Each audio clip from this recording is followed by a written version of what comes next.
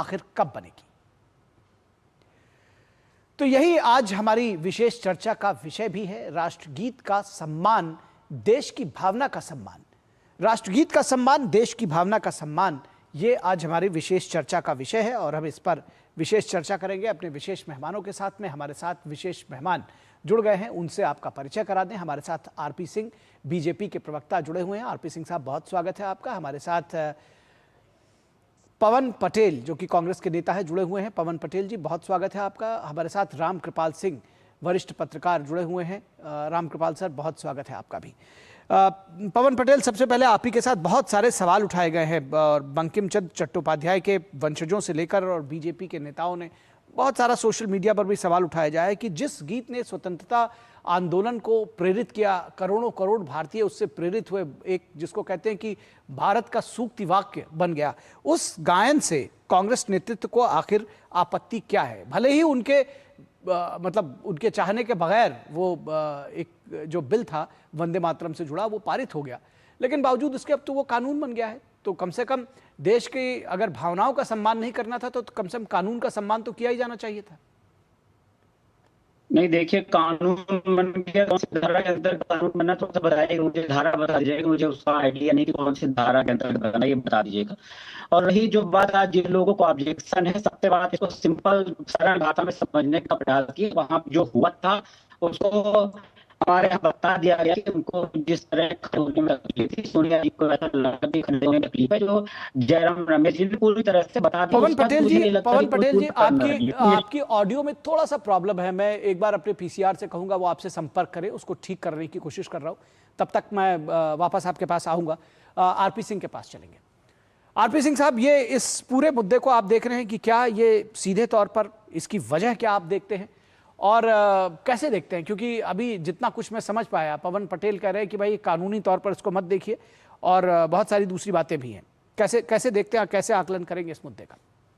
पवन पटेल ने मान लिया जो हम लोग कह रहे हैं कि ये वोट बैंक के चलते हुए इतने अंधियाए गए हैं कि इनको और कुछ दिखता नहीं, इनको राष्ट्रभक्ति से कुछ लेना देना नहीं। कल जब वीडियो आया तो कांग्रेस के कुछ नेताओं ने ये कहा कि नहीं, वो तो कुर्सी मांग रही थी, सोनिया जी कुर्सी की मांग कर रही थी। उसके बाद कुछ नेता कर नहीं, हम तो इतना ही गाएंगे। एक इनके मुसलमान नेता, उन्होंने इस प्रकार से कहा कि इतना ही गाएंगे।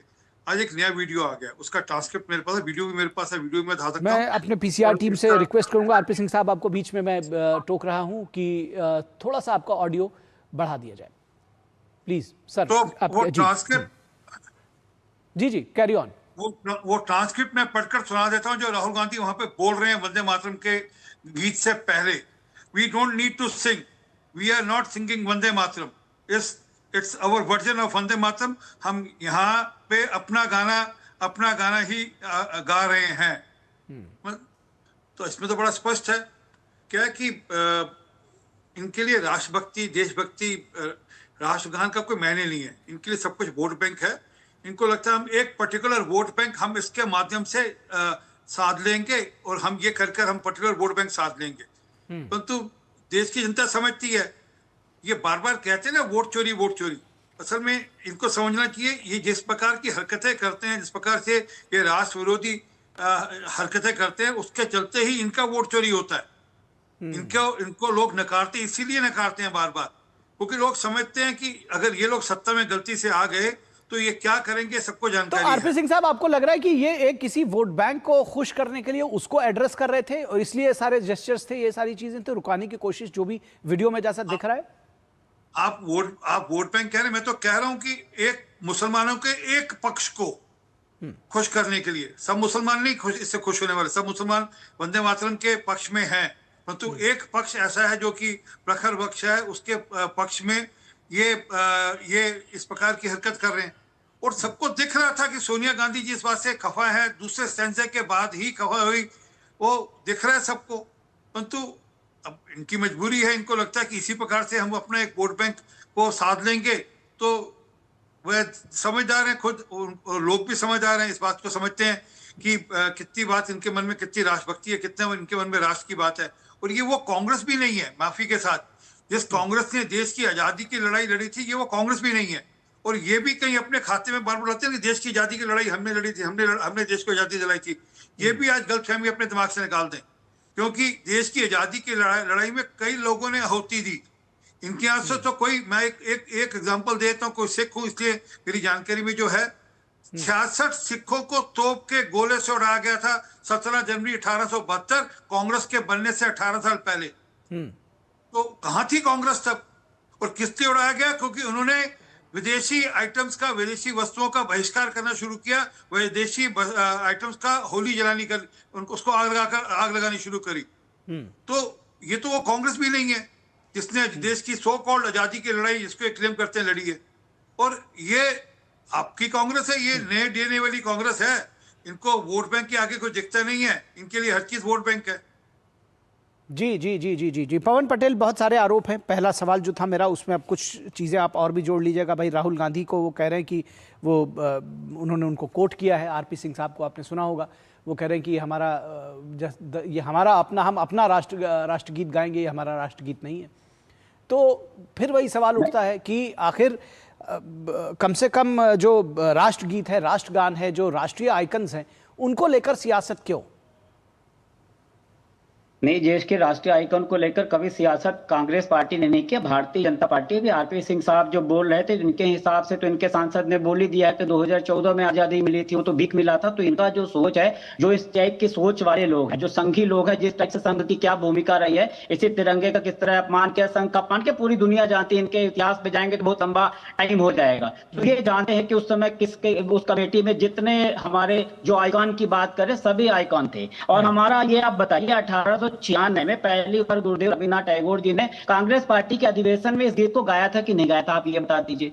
तब से लगातार हम गाते हुए चले आ रहे थे कि नहीं चले आ रहे थे, ये बता दीजिए। जब इनकी हिंदू महासभा थी, जिन्ना के साथ जो सरकार बनाई, उस समय अंग्रेजों की जो 60 रुपए पेंशन लेते थे, जो अंग्रेजों की मुखबिरी करते थे, उस समय चाहते तो ये भी अपने कार्यक्रम में वंदे मातरम का गा सकते थे, लेकिन नहीं गाया। इसका कोई जवाब नहीं देगा, ना आरपी सिंह देंगे, ना कोई देगा। अभी इनकी बांसुरी स्वराज देखिए, गलत बात है, ये गलत बात। चुप रही थोड़ा, हमारा वैसे ही कम टाइम चला गया। बांसुरी स्वराज जी ने भी जनगण मन के बीच में जब इधर, देखिए गलत बात है ना। थोड़ा धैर्य रखिए, धैर्य रखिए। आपने जिस तरह तिरंगे का, जिस तरह संघ वालों ने अपमान किया, पूरी दुनिया जानती है। आप कम से कम मत बोलिए। आप छात्रों के ऊपर लाठीचार्ज का जवाब नहीं दे पा रहे थे, इसलिए आपको ये मिल गया है, तो आप इसको लेकर के घूम रहे हो। उसमें तो जवाब देते नहीं हमारा। दिल से तक सदन में आने की हिम्मत नहीं हुई, नरेंद्र मोदी जी की, ना अमित शाह जी की, वहां हिम्मत कोई नहीं आने की। अब आप इसमें देशभक्ति का सर्टिफिकेट बांट रहे हो, तो कम से कम इसको मत करिए। पूरी दुनिया आपको देख चुकी है। अभी कुछ दिन पहले धर्मेंद्र प्रधान इस्तीफा दे चुके हैं, आपका असर जनता के सामने आ रहा है। मैं ये पूछना चाहता हूँ कि जो बांसुरी स्वराज जी ने जनगण मन के बीच में इधर उधर गई थी, उसमें आपने डिबेट की थी क्या? उसमें क्या एक्शन हुआ, क्या कार्यवाही हुई? कोई जवाब नहीं देगा भारतीय जनता पार्टी को। अगर कुछ छंदों को काटने की बात कर रहे, उसको उससे जोड़ दे। उस जो कमेटी ने जो 2 छंदों को मान्यता दी थी, उसमें महात्मा गांधी जी, सुभाष चंद्र बोस जी, पंडित नेहरू जी, आचार्य नरेंद्र जी, सरदार पटेल जी, गुरुदेव रविन्द्रनाथ टैगोर जी, ये सभी उस कमेटी में तो उनकी सहमति से हुआ गया था। मैं पूछ रहा हूँ, आरएसएस कहां थी उस समय? और आरएसएस ने अपने कार्यक्रम में आपने उसमें, ठीक है सर, अब कुछ सवाल पूछ लीजिए, सुन लीजिए सर। आपने सुन तो लीजिए पवन पटेल जी। अरे पवन पटेल जी, मैं इसीलिए बिल्कुल चुप रहा कि आपको बिल्कुल धैर्य से सुनूं कि जो सवाल है उसका जवाब कहां मिलेगा। आपने 1896 से लेकर के और आज तक का इतिहास बता दिया, लेकिन ये नहीं बताया जो सवाल है मूल, कि भाई ये जो इस बार जो वीडियो में दिख रही हरकत, उसके पीछे का क्या जवाब है, क्यों ऐसा किया? इन्होंने बहुत कुछ किया होगा। सुनिए, मैं इनके पे डिबेट नहीं कर रहा, मैं कह रहा हूं आपने क्यों किया। आप तो ऐसे नहीं थे, आप कह रहे हैं ना आप ऐसे नहीं थे, ये बहुत खराब रहे होंगे। उनसे, उनका अभी बारी आएगी तो उनसे पूछ लेंगे। आपने जो सारे सवाल लगाए हैं उसका जवाब आरपी सिंह देंगे, लेकिन आपने ऐसा क्यों किया, उसके पीछे क्या मंशा है?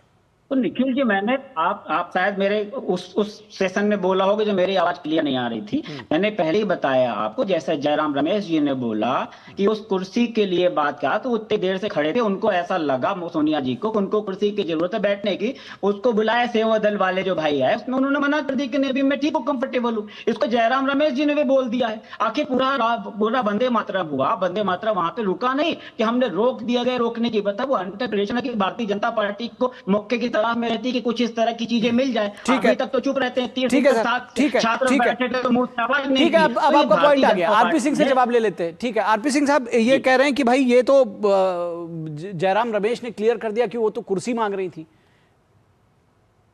जी जरा मैं चाहता हूँ अगर वो वीडियो आप चला दे, दिखते कहीं पे कुर्सी मांगने का कहीं इशारा दिखता हो आप। बाकी सवाल भी पूछ लीजिएगा निखिल जी, बाकी सवाल भी आपने मैंने बोला एक बार पूछने फोटो के को जो वीडियो है वो चला दें, हमारे प्रोड्यूसर से मैं रिक्वेस्ट करूंगा।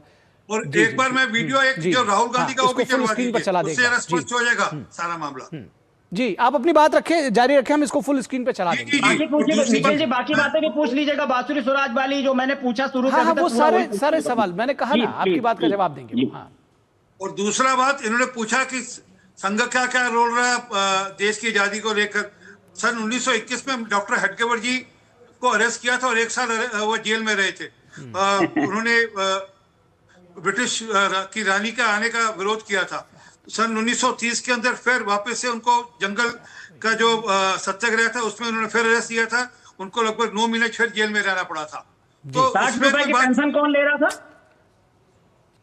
ये भी बता दीजिएगा। आपको पवन जी, मैंने अभी आपने कहा बीच में मत बोलो, फिर ये जो नक्सल वाली सोच छोड़ दो ना जी, दिमागी नक्सल छोड़ो अपनी बात। अरे नक्सल बात छोड़ना छोड़ दीजिए, मोदी जी ने बोला कि नक्सल बोला तो फिर जनता समझने लगी है।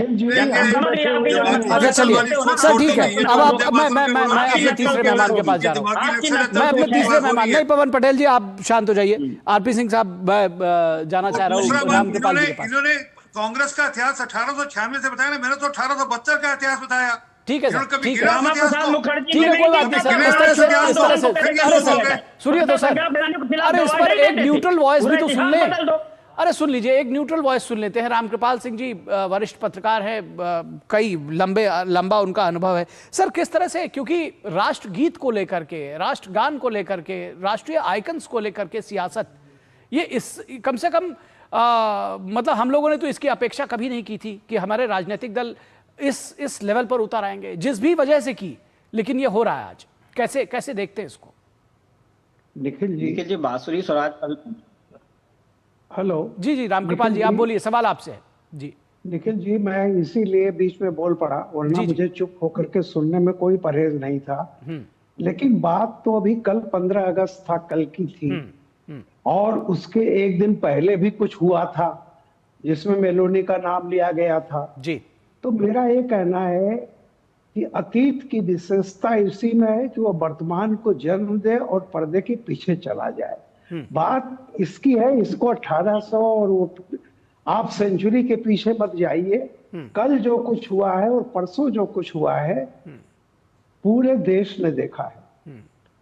और जिस तरह से जयराम रमेश जी पर मुझे बड़ी दया आ रही थी कि आज इस उम्र में टोपी लगा करके वो झूठ बोल रहे थे, क्योंकि जो बात कुर्सी की बात कहीं भी, जिस तरह सोनिया जी का पूरा एक्शन रहा है उसमें पहले हाथ तो उन्होंने सामने उठाया जी, पीछे की तरफ तो किसी को इशारा ही नहीं किया कि कुर्सी लाओ।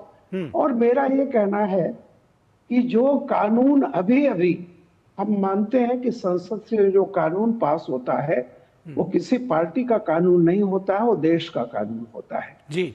और जो लोग संसद के प्रतिनिधि हैं, सांसद हैं, अगर वो अभी बिल पास करके आए हैं वंदे मातरम पर, अगर उन्हें नहीं पता कि वंदे मातरम या राष्ट्रगान जनगण मन के समय किस तरह से मुद्रा बनाई जाती है, उसमें तरह तरह के हाव भाव और नृत्य करते हुए और आपत्ति जताते हुए जिस तरह से चीजें निकली हैं वो पूरा देश देख रहा है। जी ये तस्वीरें हमारे स्क्रीन पर है, इसको भी देश जिसने ना देखा वो देख सकते हैं जी। मेरा वही कहना है कि देखिए, जिस चीज को आप डिफेंड नहीं कर सकते उसको जितना ही आप जबरदस्ती डिफेंड करने की कोशिश करेंगे उतने ही आप हास्यास्पद हो जाएंगे।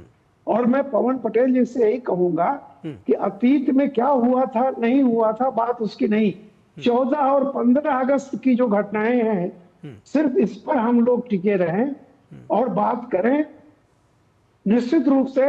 और मैं तो बीजेपी से भी कहता हूं कि विशेष लोगों के बारे में बात करते हुए वो कानून से ऊपर नहीं है जी। बिल्कुल देखिए, ignorance of law is no excuse and everybody is equal before the law, equality जी of laws and equal protection of laws जी। अच्छा रामकृपाल जी एक चीज में, रामकृपाल जी एक चीज और आपसे समझना चाह रहा हूं। मैं कह रहा हूं कि जब इसके लिए 3 साल की अनादर करने के लिए 3 साल की सजा का प्रावधान किया गया है।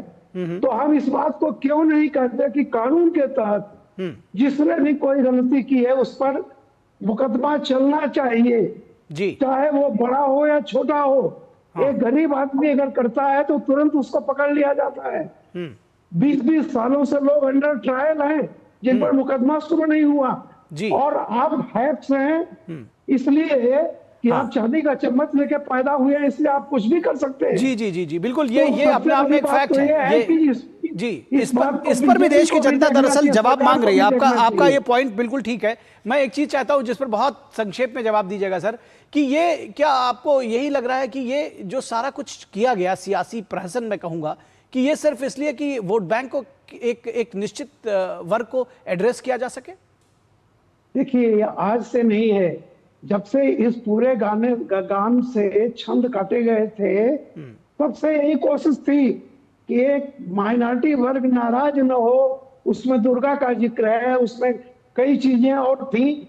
जो लोग कहते हैं हम तो माता मानते ही नहीं है, सवाल इस बात का नहीं है कि देश संविधान से चलेगा या शरिया से चलेगा।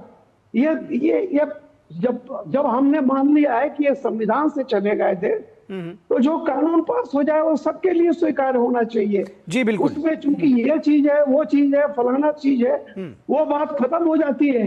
जी। जो कानून बन गया है उस कानून के तहत अगर कोई उसकी अवमानना करता है, उसकी मुखालफत करता है, तो उस पे कानून के तहत मुकदमा चलना चाहिए। बिल्कुल और बिल्कुल। अदालत को देखना चाहिए कि छोटा आदमी हो या बड़ा आदमी हो, कानून के सामने सब बराबर हैं। जी बिल्कुल। ये समय का तकाजा है, इसे किया जाना चाहिए। बिल्कुल, लॉ ऑफ द लैंड जो है वो आज का जो है जो कानून उसका पालन किया जाना चाहिए, और जाहिर तौर पर वो चाहे छोटा हो बड़ा हो, कानून की नजर में सब बराबर हैं। और ये जो आपकी बात कही है सर, हमारे पास समय आज बस इतना ही। हम फिर आपसे डिबेट में जुड़ेंगे तो इस पर बात करेंगे। फिलहाल आप तीनों लोगों का बहुत शुक्रिया हमारे साथ जुड़ने के लिए, बहुत धन्यवाद। और यहां रुकेंगे एक छोटे से ब्रेक के लिए। ब्रेक के बाद जब वापस लौटेंगे तो न्यूज नाइट में आपको दिखाएंगे छात्रों का अल्टीमेटम, खबर झारखंड से। ब्रेक के बाद